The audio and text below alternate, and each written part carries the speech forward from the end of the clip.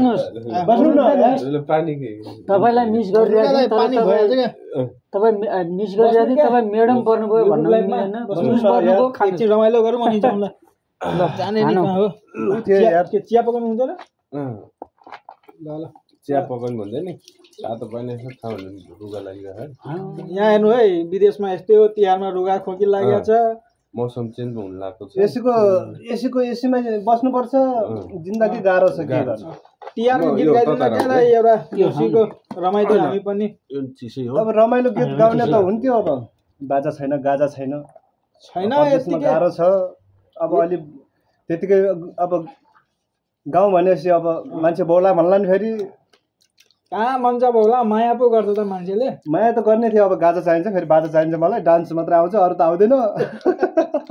दाइले दिन चाहिँ दिनै भएको है अब के गर्नु त भाइ रमाइदिनु त यस्तै हो यहाँ हामीले त्यो छोड्नु क्या यस्तै हो क्या जिन्दगी चाहिँ जिन्दगी अब 2 दिनको मरिलाने जिन्दगीमा के छ र गाजा भएको भए बाजा भएको भए साथमा हुन्थ्यो अब नाचगान पनि हुन्थ्यो छैन सबभन्दा मेन कुरो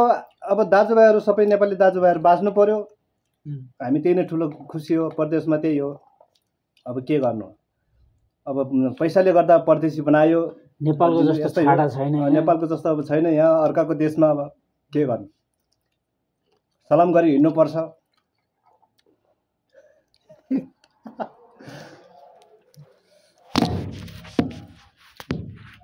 भयो नि भएन